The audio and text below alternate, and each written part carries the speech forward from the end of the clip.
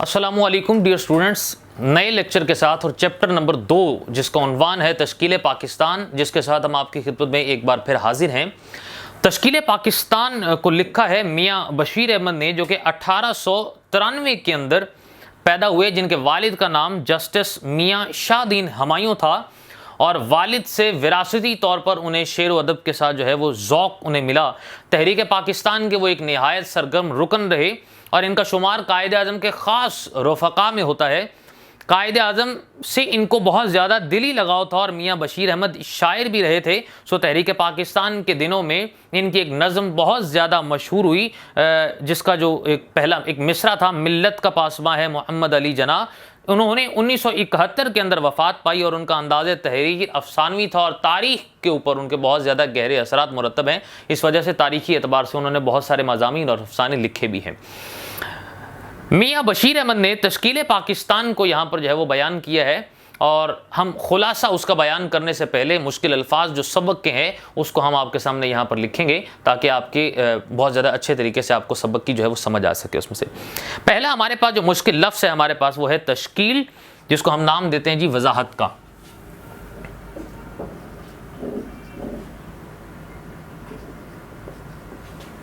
लफ्ज़ नंबर 1 हमारे पास है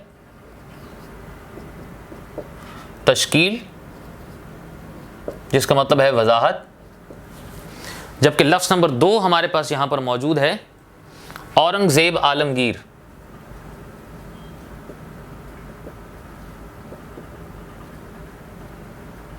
औरंगज़ेब आलमगीर है मुगलिया सल्तनत का छठा बादशाह। लफ्ज़ नंबर 3 हमारे पास यहां पर जो मौजूद है वो है सतवत,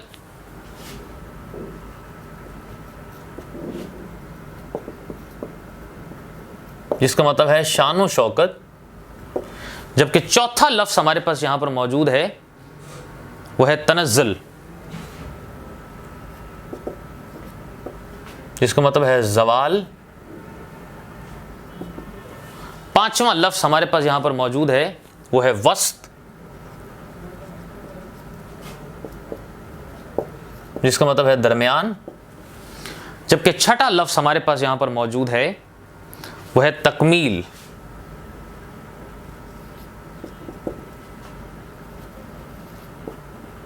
जिसका मतलब है मुकम्मल होना। लफ्ज़ नंबर जो 7 हमारे पास मौजूद है शाह वलीउल्लाह,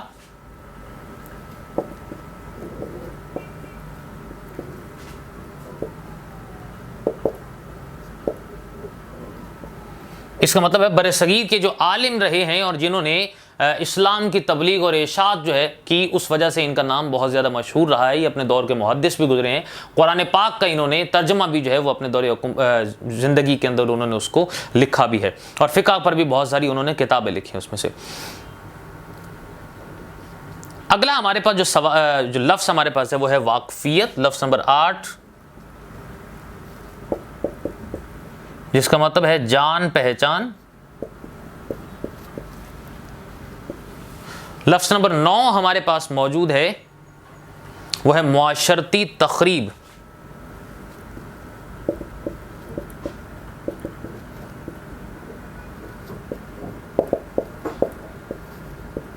जिसका मतलब है मुआशरती बिगाड़। अगला लफ्ज़ हमारे पास यहां पर मौजूद है वो है जिहाद, जिसका मतलब है जिद्दोजहद या कोशिश को भी कहा जाता है। लफ्ज़ नंबर 11वां जो हमारे पास मौजूद है हमारे आज के सबक नंबर 2 के अंदर वो है मुहिम, जिसका मतलब है बड़ा काम, जबकि 12वां जो लफ्ज़ हमारे पास यहां मौजूद है अहकाम नाफिज करना,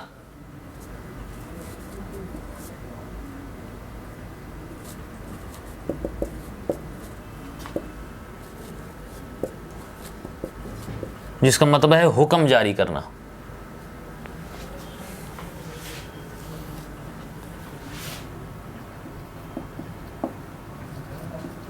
लफ्ज़ नंबर 13वां हमारे आज के इस सबक में जो मौजूद हमारे पास लफ्ज़ है वो यहां पर मौजूद है जी, मसाई।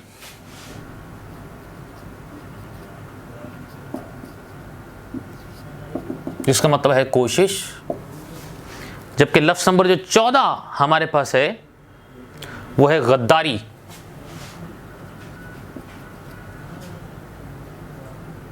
जिसका मतलब है मुल्की दुश्मनी।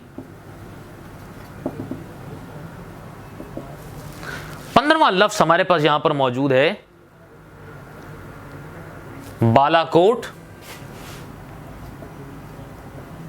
ये जगह का नाम है और सूबा सरहद का इलाका है। लफ्ज़ नंबर 16 जो हमारे पास यहां पर मौजूद है नागुफ्तबा हालत।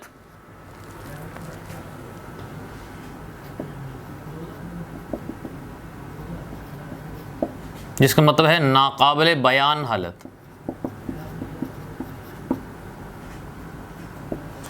लफ्ज़ नंबर जो 17वां हमारे पास है वो है पसपा होना।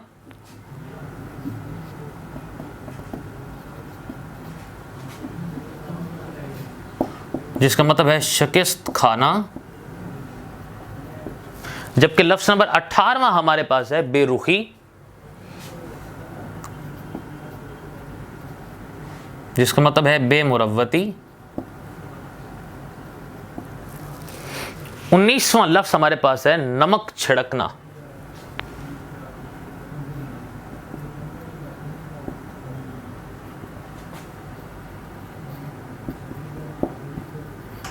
मतलब है तकलीफ देना। 20वां लफ्ज़ हमारे पास है पसमानदा।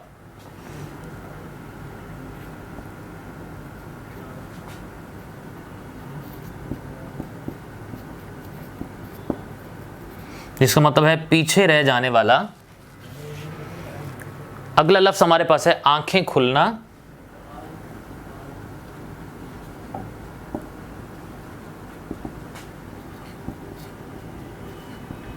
जिसका मतलब है जाग जाना।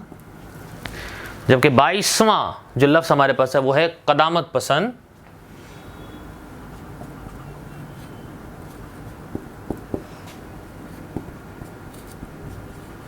पुराने रस्मों रिवाज का मालिक।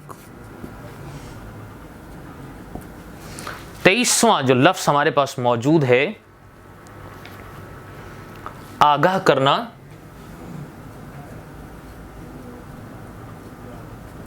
जिसका मतलब है बता देना। जबकि लफ्ज़ नंबर जो 24वां हमारे पास है वो है इजरा।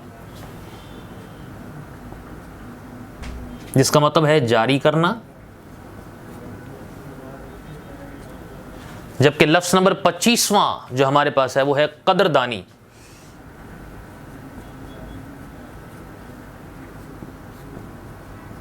और कदरदानी का मतलब है इज्जत करना।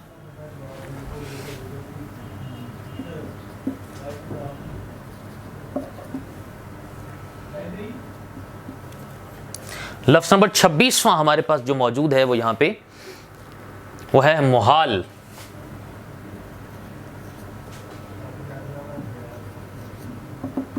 जिसका मतलब है मुश्किल। जबकि लफ्ज़ नंबर जो 27 हमारे पास मौजूद है वो है मौजू।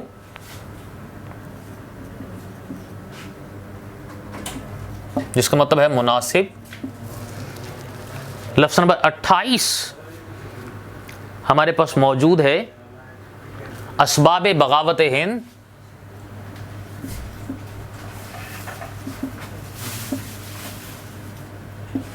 जिसका मतलब है सर सैयद अहमद खान का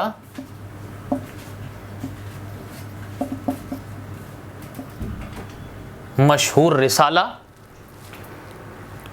अगला हमारे पास जो लफ्ज़ है वो है गदर। जिसका मतलब है बगावत। 30वां लफ्ज़ हमारे पास है वो है पे दर पे।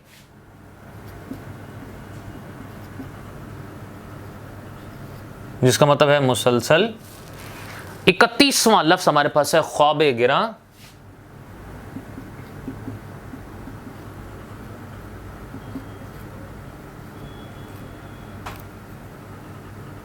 ख्वाब गिरा हम कहते हैं गहरी नींद को। 32वां लफ्ज हमारे पास यहां पर मौजूद है, वो है रुफका, जिसका मतलब है दोस्त। 33वां लफ्ज हमारे पास है इनकलाब,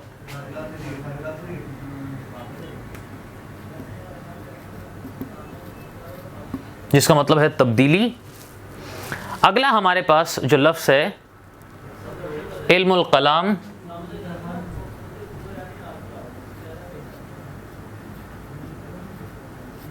इल्मुल कलाम से मुराद ये है कि वो इल्म जिसको दलीलों से वाज़े किया जाए। लफ्ज नंबर 35वां जो हमारे पास मौजूद है वो है बरूए कार लाना।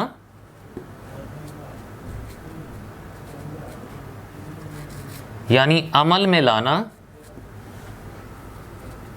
36वां जो लफ्ज हमारे पास मौजूद है वो है गायरे मुताला।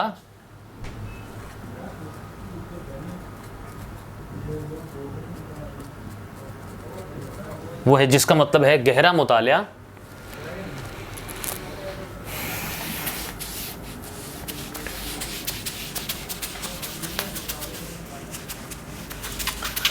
हमारे पास जहाँ तक लफ्ज़ 36 लफ्ज़ हमारे पास यहाँ पर जिनके हमने मुश्किल अल्फाज के मानी आपके सामने यहाँ पर लिखे। लफ्ज़ नंबर हमारे पास आगे 37वां जो हमारे पास लफ्ज़ है वो है वक़्त, जिसका मतलब है इज्जत। 38वां लफ्ज़ हमारे पास यहाँ पर मौजूद है ज़ब्त नफ्स,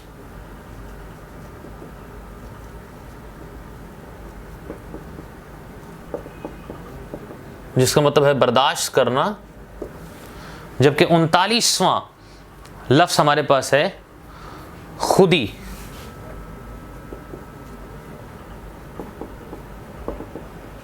जिसका मतलब है खुद शनासी। लफ्ज़ नंबर 40वां जो हमारे पास मौजूद है वो है गुफ्तार,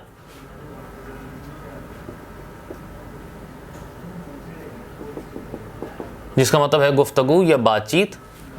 जबकि 41वां लफ्ज़ हमारे पास मौजूद है कहारी,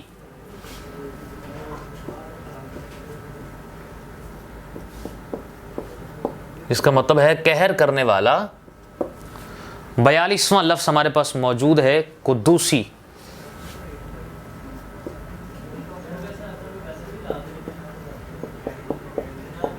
जिसका मतलब है पाकीज़गी। जबकि 43वां लफ्ज़ हमारे पास मौजूद है जबरूत,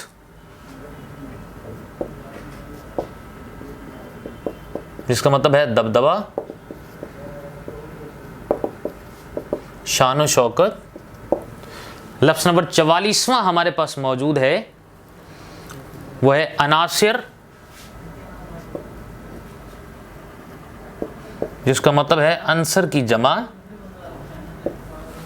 45वां लफ्ज़ हमारे पास मौजूद है दहल जाना, जिसका मतलब है खौफ खाना। जबकि 46वां लफ्ज़ हमारे पास है कुचल जाना। कुचल जाना का मतलब होता है तबाह होना या तबाह कर देना। लफ्ज़ नंबर 47वां हमारे पास है पसमानदा रहना,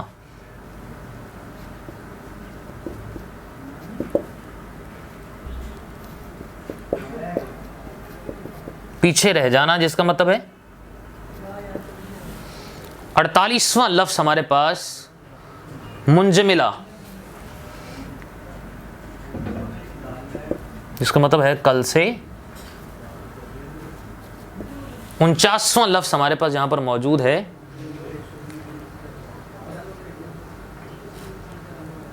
मुतमद्दन,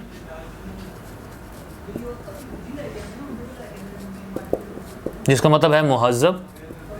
जबकि लफ्ज़ नंबर जो 50 हमारे पास यहां पर मौजूद है, अजहर मिनत तमश,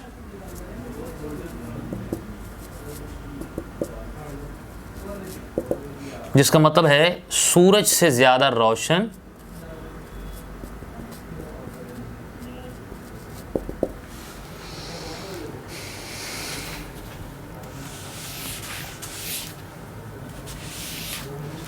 अगला हमारे पास जो लफ्ज़ यहां पर मौजूद है वो लफ्ज़ नंबर 51 है, सफ़ा नंबर 9 के अंदर से।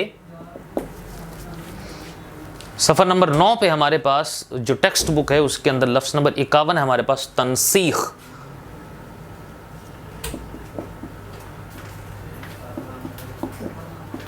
जिसका मतलब है मनसूख करना। लफ्ज़ नंबर 52 जो हमारे पास है वो है मिसाक लखनऊ,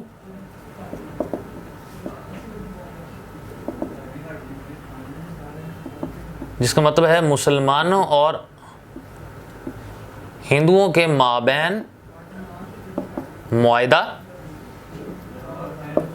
53 हमारे पास जो लफ्ज़ है वो है तोते की तरह आंखें फेरना,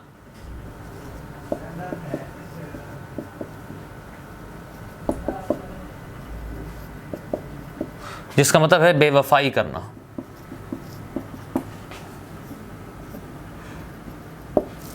चौवन हमारे पास जो लफ्ज़ यहां मौजूद है वो है हिस्सा बकरे,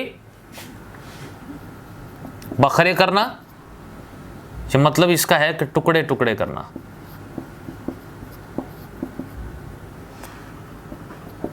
लफ्ज़ नंबर जो 55 हमारे पास मौजूद है वो है इश्ताल अंगेज,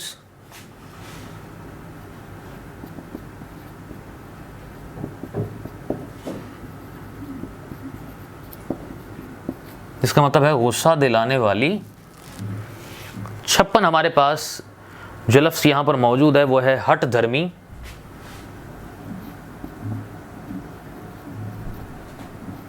जिसका मतलब है जिद। जबकि लफ्ज़ नंबर जो 57 हमारे पास है वो है मिलिया मेट करना,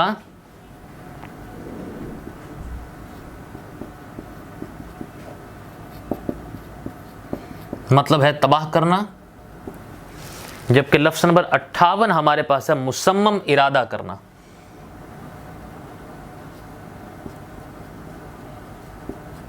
मतलब है पुख्ता इरादा करना या पक्का इरादा करना। 59वां जो लफ्ज़ हमारे पास है वो है मदगम करना। मदगम करना हम कहते हैं मिला देना या जम कर देना या मिक्सअप कर देना उसको। अगला लफ्ज़ हमारे पास है जी मजलिसे अहरार, जो कि एक जमात का नाम है। लफ्ज़ नंबर 60 हमारे पास है परागंदा,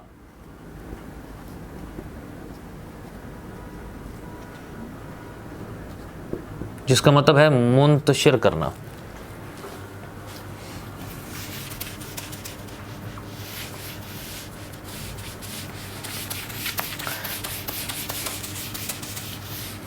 हमारे आज के सबक में जो 61वां जो लफ्ज़ हमारे पास मौजूद है सबक नंबर 2 के अंदर, वो हमारे पास है बरकी रो,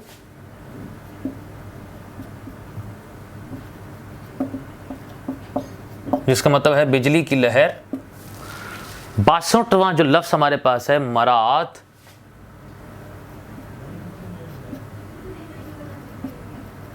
जिसका मतलब है सहूलतें। जबकि लफ्ज़ नंबर जो 63वां हमारे पास मौजूद है वो है दावेदार,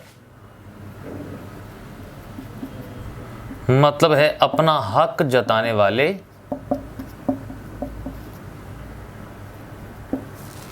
64वां जो लफ्ज़ हमारे पास है वो है गुत्थी,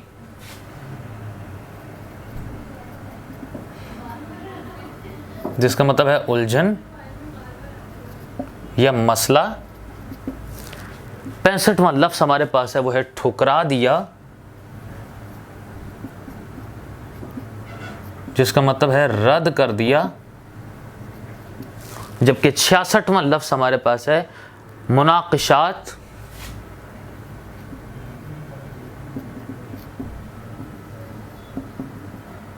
जिसका मतलब है झगड़े। जबकि लफ्ज़ नंबर जो 67वां हमारे पास है वो है नतीजा खेज,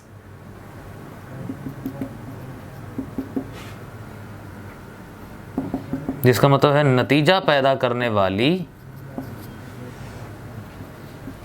68वां जो लफ्ज़ हमारे पास है वो है मारिज़ उल्तवा,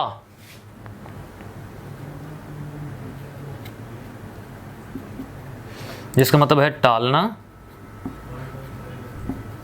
या मुलतवी करना। 69 हमारे पास जो लफ्ज़ हमारे पास है वो है मतलकुल आनान, जिसका मतलब है खुद मुख्तार। जबकि लफ्ज़ नंबर जो 17वां हमारे पास है वो है इनकसारी, मतलब है आजजी। लफ्ज़ नंबर 71वां हमारे पास है रवादारी,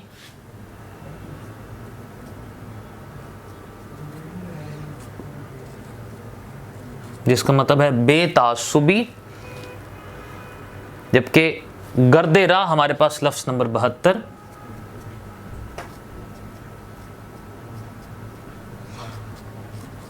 जिसका मतलब है रास्ते का गुबार।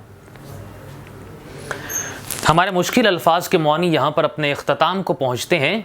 अब इसके बाद हम आते हैं इस सबक के खुलासे की तरफ। तश्कील पाकिस्तान को जहाँ पर मियाँ बशीर अहमद ने इसको इंतहाई खूबसूरत अंदाज के अंदर लिखा है और दरिया को कूजे में बंद करने के मुतरादिफ यहाँ पर पूरे पाकिस्तान की तश्कील की कहानी को कलमबंद कर दिया है। वो बात का तज़किरा करते हुए यहाँ से आगाज़ करते हैं कि हिंदुस्तान में इस्लामी हुकूमत के अंदर चूँकि मुग़लिया ख़ानदान हुकूमत कर रहा था और जिसमें वो तज़किरा करते हैं औरंगज़ेब आलमगीर का, जिसकी वफ़ात के 150 साल बाद भी मुसलमानों की हुकूमत जो है वहाँ पर कायम रही है। लेकिन 18वीं सदी के अंदर ये सिलसिला हमारे पास उसका ख़त्म हो चुका था और 19वीं सदी के अंदर मुसलमानों के ज़वाल का आगाज़ हुआ और मुकम्मल तौर पर मुसलमान 19वीं सदी में ज़वाल पजीर हो गए। 1803 में कहा गया कि अंग्रेज़ जो है वो दिल्ली के अंदर दाखिल हुए और इसी ज़माने में शाह वलीउल्लाह और शाह अब्दुल अजीज़ ने इस्लाही मुआशरे का फ़र्ज़ जो है उसको संभाला और मुसलमानों को राह हिदायत दिखाई उस टाइम पे। लेकिन इसके साथ साथ 1816 से 1831 तक 15 साल मुसलसल जो सैयद अहमद बरेलवी जो थे उन्होंने जिहाद किया बर सगीर के अंदर और बालाकोट के मकाम पर उन्होंने जामे शहादत नोश किया, जिसकी बुनियाद पर तहरीक सैयद अहमद जो शहीद है वो काफ़ी ज़्यादा जिसको पजीराई मिली थी वो अपने अख्ताम को पहुंची। उसमें से 1837 में से फ़ारसी ज़ुबान को अदालतों में से निकाल दिया गया और 1857 में मुसलमान मुकम्मल तौर पर ज़वाल पजीर हो गए थे। 1867 के अंदर सर सैयद अहमद ख़ान ने मुसलमानों के लिए दो कौमी नज़रिए की इस्तिलाह सबसे पहले उसको इस्तेमाल किया था और 1884 में पंजाब का दौरा किया, जिसमें ज़िंदा दिलाने पंजाब ने उनका मिसाली तौर पर न सिर्फ इस्तकबाल किया बल्कि इसी बात के पेश नज़र 1886 में सर सैयद अहमद ख़ान ने ऑल इंडिया एजुकेशनल कॉन्फ्रेंस की बुनियाद रखी। 1867 में बनारस के अंदर उन्होंने दो कौमी नज़रिए की एक सबसे पहले इस्तिलाह को इस्तेमाल किया और इस्तिलाह को इस्तेमाल करने के बाद सर सैयद अहमद ख़ान को उस वक्त इस बात का यकीन हो गया था कि मुसलमान और हिंदू दोनों अलग अलग कौमें हैं कि जिनका तशख़्ख़ुस, जिनकी रिवायात और जिनकी अक़दार एक दूसरे से मुकम्मल तौर पर अलग हैं, जिनको किसी भी सूरत के अंदर यकजा नहीं किया जा सकता। सो इस बुनियाद पर दो कौमी नज़रिए की बर्र सगीर के अंदर दाग बैल पड़ी और जिसके बुनियाद पर मुसलमान अपनी आज़ादी के असूल की खातर और अपने शख्सी वक़ार को फिर से पाने के लिए इंतहाई कोशिशों में लग गए। सर सैयद अहमद ख़ान के दौरे हुकूमत के बाद यहाँ पर एक ज़िंदगी के अंदर अल्लामा इकबाल ने एक नई दाग बेल डाली और फिर खुतबा इलाहाबाद के अंदर भी इस नज़रिए का आगाज़ किया, जिससे पहले एक तंजीम का आगाज़ किया गया 1885 के अंदर, जिसको हम नाम देते हैं कांग्रेस का, कि जिसे लॉर्ड A.O. ह्यूम ने जो बयान किया और जिसका बनाने का मकसद ये था कि बरसगीर के मुसलमान जिनको उनके हकूक़ मैसर नहीं आ रहे, लिहाजा इस तंजीम के तहत वो अपने हकूक़ के मफादात की खातर यहाँ पर इकट्ठे हो सकते हैं और जिसके अंदर इब्तदा में बहुत सारे मुसलमानों ने भी अपनी शिरकत की, लेकिन वक्त के साथ साथ मुसलमानों को इस बात का शऊर और इदराक हुआ कि यह सिर्फ और सिर्फ हिंदुओं की एक नुमाइंदा जमात है जिसे मुसलमानों के मफादात से किसी भी किस्म का कोई सरोकार या दिलचस्पी नहीं है। लिहाजा इन्हीं अवामिल को मद्देनजर रखते हुए बहुत सारी दूसरी शख्सियात जिन्होंने मुल्क पाकिस्तान की तश्कील में एक अहम किरदार अदा किया, जिनके अंदर नवाब मोहसिनुल मलिक, नवाब वक़ारुल मलिक, इसके साथ साथ डिप्टी नज़ीर अहमद और अल्ताफ़ हुसैन हाली थे कि जिन्होंने सियासी और अदबी खिदमात को सरअंजाम देते हुए मुल्क पाकिस्तान की तश्कील के लिए कोशिशें शुरू कर दी और एक नई तंजीम की दागबिल डाली 1906 के अंदर, जिसका नाम रखा गया ऑल इंडिया मुस्लिम लीग, जिसके 7 साल के बाद कायदे आज़म मोहम्मद अली जना इस मुस्लिम लीग का हिस्सा बनते हैं और 1913 के अंदर मुस्लिम लीग को यहाँ पर उसको ज्वाइन करते हैं। सो इससे कबल मदोजज़र इस्लाम, जिसके अंदर मुसलमानों के अरूज ज़वाल की दास्तान को कलम बंद किया है अल्ताफ़ हुसैन हाली के अंदर ने एक शायरी के अंदाज के अंदर, और जिसके बारे में सर सैयद अहमद खान ये कहते हैं कि क़यामत के दिन अगर खुदा मुझसे ये पूछेगा कि दुनिया से क्या लाए हो, तो मैं उनको यही जवाब दूंगा कि मैं हाली से मुसद्दस लिखवा कर लाया हूँ। लिहाजा इन्हीं कोशिशों के नज़र मुसलमानों के अंदर एक जज्बा और जोश को न सिर्फ बेदार किया गया बल्कि उनके अंदर एक इत्तेहाद को भी पैदा किया गया ताकि मुसलमान फिर से मुत्तहिद होकर अपना खोया हुआ वकार हासिल कर सकें और एक अलग से सल्तनत को हासिल कर सकें जहां इस्लामी असूलों के मुताबिक वो अपनी जिंदगी को बसर कर सकें।